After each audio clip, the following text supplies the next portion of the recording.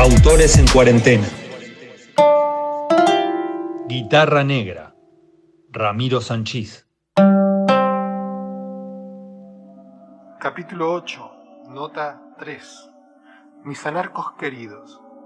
¿Qué amor o afecto podría sentir un comunista más allá de lo personal por un anarquista? La respuesta está en el cuento de la hegemonía de la izquierda. Habría que dar cuenta de la singularidad de este saludo de Zitarrosa a los anarquistas, otros rivales tradicionales del PCU, términos de un disciplinamiento final. La presencia del anarquista señala además la ausencia del Tupamaro, y en una primera instancia ambos se alinean en la oposición al Uruguay civilizado por el vallismo, la idea republicana de dar cabida a la alteridad sometiéndola al formato de la democracia. El otro es incorporado, pero a la vez sometido a reglas que le son ajenas. La dominación política replica el proceso epistemológico de la modernidad kantiana, en el que el afuera es recreado desde las categorías y la experiencia y la alteridad, por tanto, es subyugada al a priori, lo otro regido por lo mismo. En el saludo a los anarquistas, la simpatía, las condolencias por la alteridad, la diversidad política, es producida en términos de sometimiento, la hegemonía. ¿Y qué se sacrifica? La sublevación blanca, retrógrada, estúpida en última instancia, vencida por la fuerza, y toda hegemonía es fuerza, toda política es violencia, para fundar el Estado vallista, el Uruguay. Al margen, ¿qué hace efectivo al relato de la nación uruguaya, de la identidad uruguaya, de lo uruguayo? El cuento básico y escolar del éxodo del pueblo funda el concepto de lo oriental, pero lo uruguayo es vallista immersión. Uruguay fue producido por el vallismo a partir de la muerte de Sarabia, creado con su propio pasado en tanto falsa memoria de replicante. Uruguay no nació en el Ayuí, ni en la Batalla de las Piedras, ni en la Graciada, sino en Masoyer. En ese sentido, cuando Zitarrosa incorpora a los anarcos, pero no a los tupamaros, cuando Zitarrosa evoca o convoca a los anarcos y los hace mártires, bajo bandera, bajo mortaja, está pensando en la épica de una unidad táctica de la izquierda, pero también en el Uruguay vallista.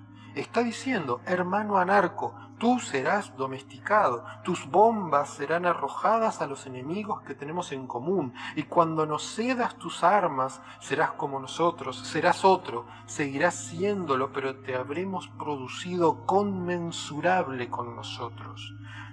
El Tupamaro, en cambio, no puede pasar por los engranajes de la domesticación. El Estado vallista no puede tener lugar para los tupamaros, y es por eso que los tupamaros debieron reinventar Uruguay y reventar Uruguay, bombardear ya no al enemigo, sino bombardear el suelo bajo sus pies, excavarlo, eviscerarlo, subvertirlo, sublevarlo. Habría que retroceder hasta el artiguismo para encontrar la posible conciliación entre el polo vallista y el tupamaro, pero al hacerlo, la producción, recirculación de lo artiguista debe apelar a un borroneo. Lo artiguista es vuelto una serie de intenciones simples, triviales, un conjunto de lemas al que cualquiera podría o debería suscribir. Entonces aparece reciclado en un fantasma ucrónico, el de esa banda oriental que no fue. El sueño de la historia, evidencia de lo reprimido, del trauma, porque desde lo uruguayo, lo oriental no tiene otro sentido que el de una historia alternativa, lo que se pudo ser, que siempre habría sido mejor. El Uruguay vallista convierte a Artigas en un fantasma, y hace de la ucronía el eje de la historia uruguaya. No ser quien se quiere ser, sino que se es quien no se pudo ser. La producción cultural uruguaya jamás se moverá hacia el futuro, se mueve siempre hacia los costados de la historia.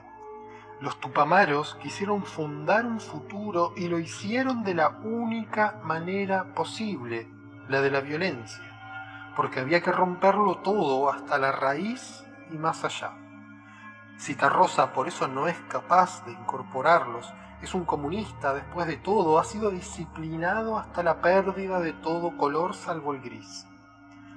Por tanto, su proyecto es otro, también fantasmático, hablar del Uruguay perdido.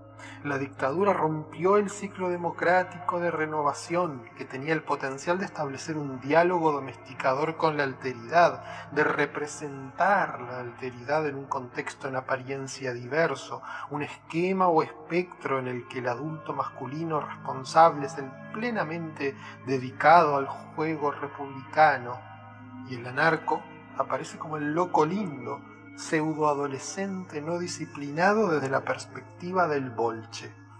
Los colores que le faltan al Uruguay vallista, gris como el sobre todo de Valle y Ordóñez en las fotos. Ante el golpe de la dictadura, Citarrosa apela a ensanchar el vallismo lo suficiente como para incorporar a la izquierda parcelada desde el comunismo. Ese ensanche, sin embargo, podría terminar por tratar al vallismo del mismo modo que el Uruguay vallista trata a la banda oriental artiguista, volviéndolo una niebla fantasma y desplazándolo hacia el costado de la historia, hacia la ucronía. Y de alguna manera lo logra. El Uruguay predictadura ya no podrá volver, excepto como un fantasma. Pero, y aquí está la clave del asunto, no se trata del fantasma de lo que pudo ser o de lo que habría llegado a ser, porque el Uruguay vallista no captura el futuro, es el fantasma en tanto lo perdido, lo extirpado, se vuelve una suerte de alteridad histórica a la que mirar sabiendo que no hay retorno o restauración posibles. Claro que ese Uruguay jamás existió.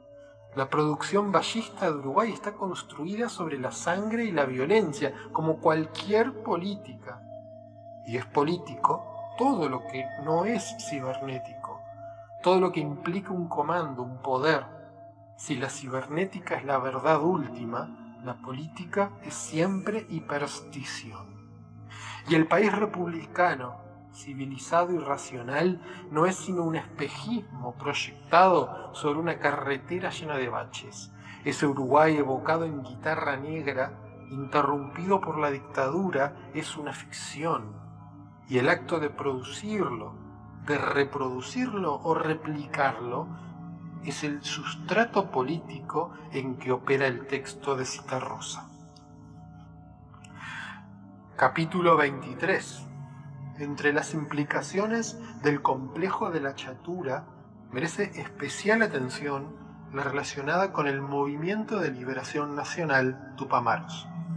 Federico Stahl comienza por el lugar común de reconocer la imposibilidad práctica de sostener una insurrección a modo de guerra de guerrillas en un territorio como el uruguayo, ya que la horizontalidad del territorio expone la insurrección y la obliga a formas más retorcidas o convulsionadas, dada la ausencia de formas simples de ocultación, como ser el desierto, por su inaccesibilidad y sus condiciones, la selva tropical o las montañas. La ausencia uruguaya de un lugar físico de invisibilidad queda ilustrada, por ejemplo, por el relato de la guerra de Afganistán y el papel que juegan en esta las montañas, así sea incluso simbólicamente. El escondite perfecto, inaccesible, al que retirarse y desde el que planear y proyectar la insurrección. Dada la ausencia de rasgos marcados, extremos, según Federico Stahl, en el paisaje, el problema de la horizontalidad del territorio uruguayo debió haber sido resuelto por el MLN mediante 1. Una guerrilla urbana que partiera del principio de camuflaje. Dame tu ropa, dame tu camuflaje, repite Stahl en su libro La sublevación de las máquinas, erosionando así el estatus de civil al hacer de todos los habitantes de la ciudad posibles insurrectos. O 2. La excavación de madrigueras o sistemas de túneles, una vietnamización sin selva y por tanto sin napalm, ya que la aplicación extensiva y suficiente del principio de camuflaje era imposible. La segunda posibilidad debió ser implementada y de ahí las tatuceras. Ahora bien, no se trata tanto de la realidad histórica de las tatuceras, sino de su potencialidad simbólica, su presencia en el imaginario colectivo. A todos los efectos, escribió Federico Stahl en su ensayo Geotrauma y madrigueras, el caso del MLN, pudo haber existido solo una tatucera o incluso ninguna, y el resultado simbólico, el mito, habría sido el mismo: la excavación del subsuelo para subvertir la historia uruguaya, para sacar a la luz lo reprimido por la fundación del Estado ballista. Es necesario distinguir entre la ausencia de rasgos marcados en la superficie y la complejidad subyacente o paranoica.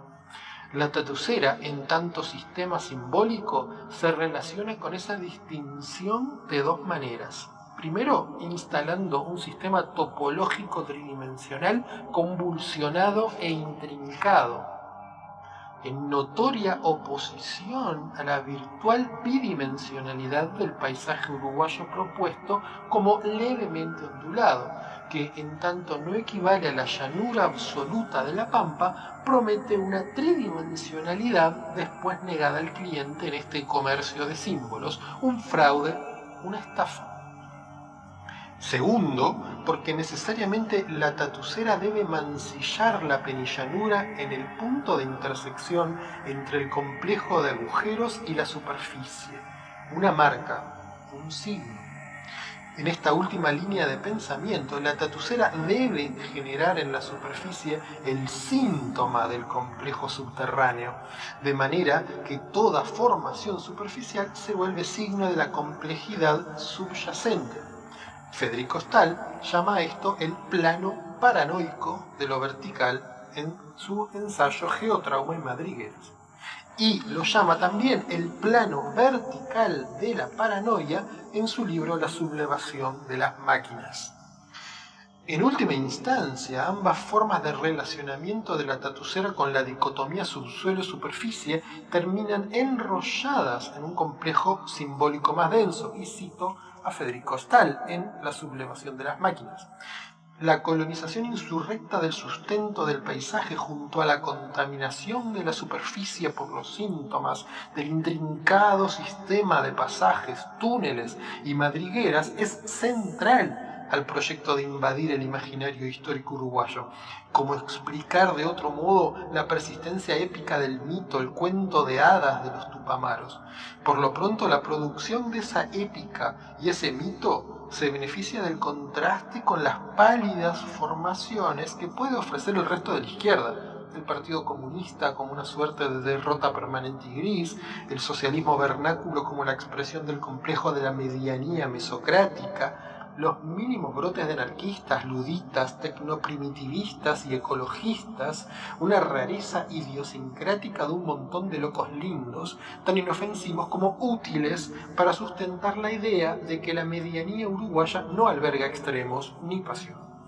Los tupamaros excavaron en el cuerpo del país para resolver el problema de cómo sostener la insurrección contra el imperio y el capital, y de sus pozos no manó petróleo, sino la violencia santificada, muchas veces inventada, incluso en la saga presidiaria ulterior, por los aparatos ideológicos, históricos y literarios que les tendieron una mano solidaria. Fin de la cita. Daniel Barker propuso su teoría del geotrauma como manera de asignar una memoria mineral al planeta, entendido bajo los términos de una agencia inhumana y asubjetiva. Extendiendo la noción al territorio uruguayo, vuelvo a citar a Federico Stahl en La sublevación de las máquinas, los tupamaros excavaron en la historia no para construir la ciudad del futuro, sino para subvertir el orden urbano capitalista del Estado uruguayo. De ahí que en la gesta tupamara, por llamarla de alguna manera, sea tan notorio el potencial de revisión y reescritura de la historia, el gesto levantisco que los blancos atribuyen a su colectividad y que se estratificó como el residuo irreductible de la coloradización vallista de la modernidad uruguaya, su urbanización y su fracasado proyecto industrialista, era el referente simbólico de la revuelta tupamara y su perforación de la superficie del territorio. Fin de cita. En esta última línea, Federico Stahl escribiría posteriormente que la gran horizontalidad del territorio uruguayo, es decir, el interior, bajo la forma del medio rural, fue el otro en tanto amenaza, el sustrato elemental y el corazón de las tinieblas, aprovechado por los tupamaros, el proceso excavador del territorio, la ingeniería de las tatuceras, equivalía a un retroceso temporal hacia el punto de inflexión implícito en la politización del campo, cuyo referente era el enfrentamiento entre Aparicio Saravia y Valle y Ordóñez. Se desandaba el siglo XX, almacenado en tanto memoria geotraumática bajo la superficie, para arrancar a Uruguay de la modernidad capitalista y, por tanto, subvertir la historia. Guitarra Negra, Ramiro Sanchís. Leer es un acto de resistencia.